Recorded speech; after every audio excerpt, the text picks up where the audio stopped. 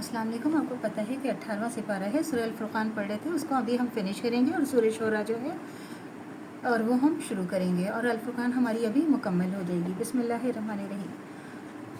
और जब उनको अपने रब के अहकामात सुनाए जाते हैं तो इन पर अंधे बहरे होकर नहीं गिरते बल्कि गौर फ़िक्र से सुनते हैं। 73। और वो जो अपने रब से दुआ मांगते हैं, ए हमारे रब, तो हमको हमारी बीवियों और हमारी औलाद की तरफ से आँख की ठंडक इनायत फरमा और हमको परहेज़गारों का इमाम बना।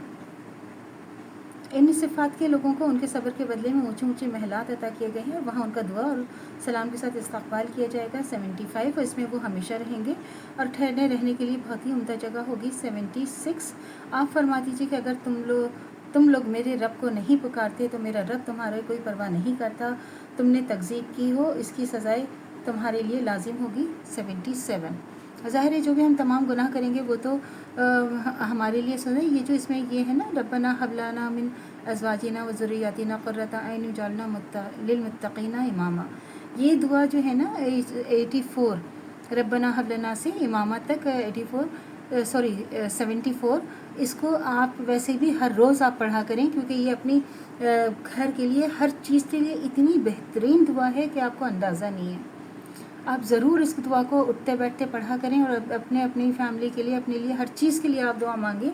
तो आप देखिए क्या इसका तर्जुमा मैं आपको फिर से बताती हूँ। जो अपने रब से दुआ मांगते हैं कि ए हमारे रब, तो हमको हमारी बीवियों और हमारी औलाद की तरफ से आपकी ठंडक इनायत फरमा और हमको परहेज़गारों का इमाम बना। 74। कितनी बेहतरीन दुआ है। आप मतलब हस्बैंड वाइफ सब इस दुआ को पढ़ें तो इससे घर में रहमतें, बरकतें, रिज़्क़ की तंगी ये ख़त्म होती है। इस कदर इसका है कि आपको अंदाज़ा नहीं है।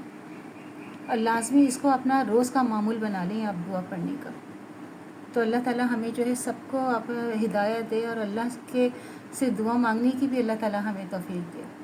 तो ये जो थी हमारी सूरह अल फुरक़ान वो तो मुकम्मल हुई और अब हम शुरू करेंगे सूरह शोरा, अल शोरा। बिस्मिल्लाहिर्रहमानिर्रहीम।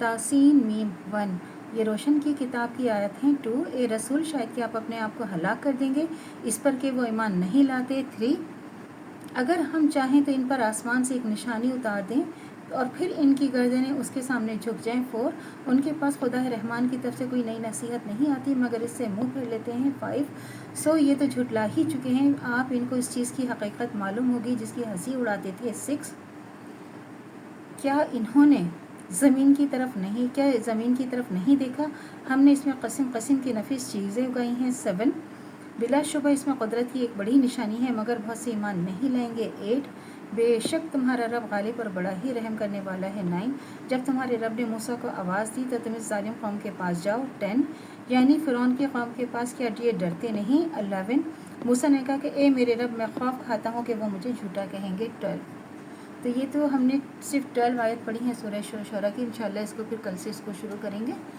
और कंटिन्यू करेंगे। तो अल्लाह से दुआ करनी चाहिए जो हमारा ईमान है वह दम तो कायम व दायम रहे, खात्मा में खैर ईमान पर हो।